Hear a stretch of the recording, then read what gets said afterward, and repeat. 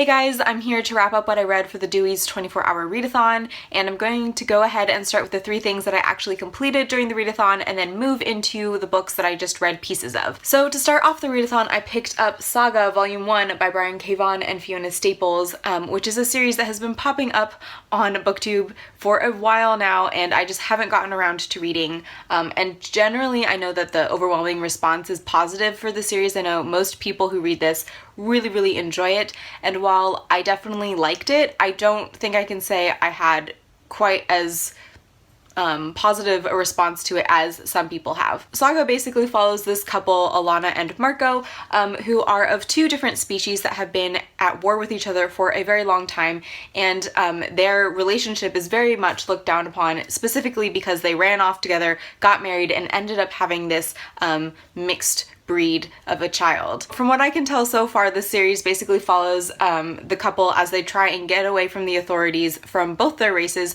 who are both very interested in getting their hands on their child.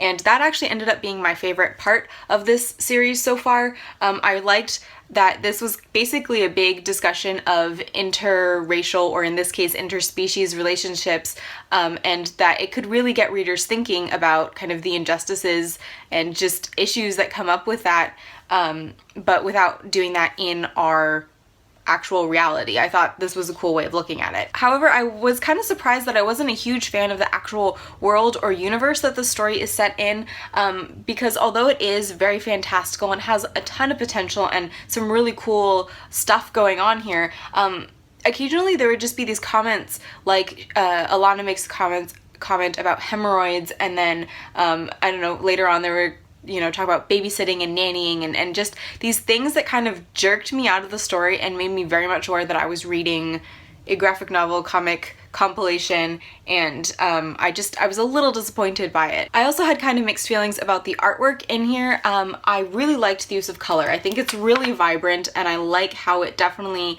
sets the tone for the individual worlds that are explored in this series.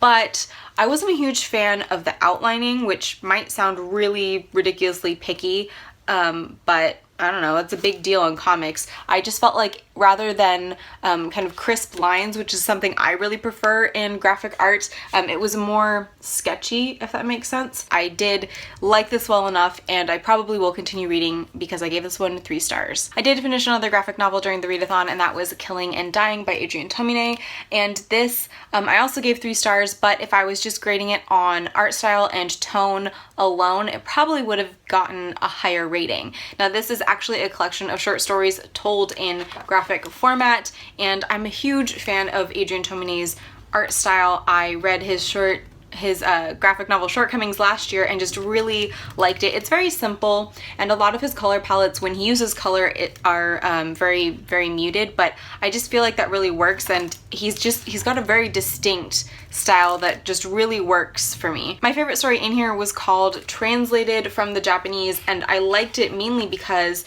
there's not actual comic paneling like in his other stories, but they're just these really pretty kind of scenery shots, and I mean, like, look at that. That's beautiful. So like I said, I love his art, and I think he does a really fantastic job of picking a color palette that kind of sets the tone for the story.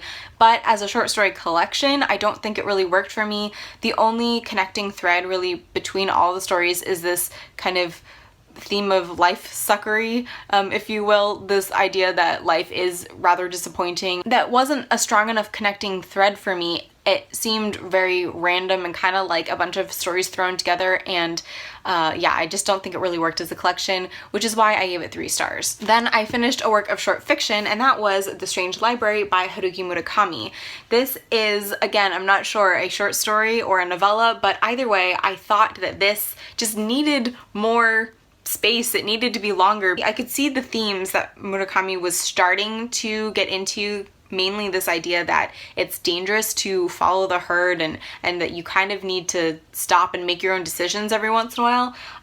But because it was so short, there just wasn't enough time to get into it. Of course, because it's written by Murakami, the writing style was beautiful. It worked for me. I liked the descriptiveness, and I thought he created a really strange little world here, but it just basically was too short. That's my biggest criticism, and I ended up giving this one 3 stars as well. Then I did pick up a few of the books that I was in the middle of before the readathon started, and predictably I started off with A Drifting Life by Yoshihiro Tatsumi.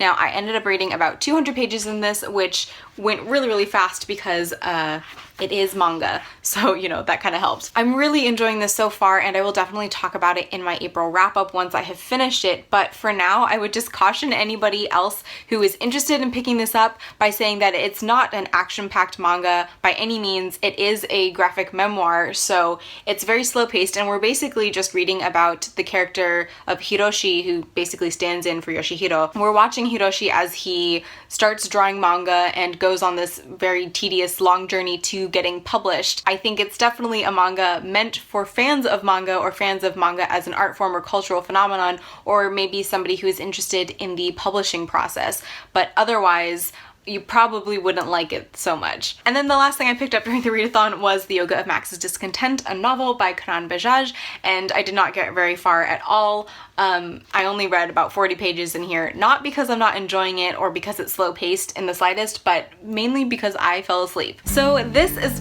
what? Dude, I need a third arm. So this is what I managed to read during the Dewey's 24-hour readathon, and I have to say that I really enjoyed myself. I like this readathon because although it really helps to boost my reading and just get me super motivated about getting books done, it's really short and snappy, and it's not too huge of a commitment, so it feels very manageable, and I really like the community interaction that goes on around it. If you guys participated as well, I hope you had a great readathon and read some good books, but for now that's all I have for this video, so thank you guys so much for watching. I hope you're having a good day, and I will hopefully see you next time. Bye!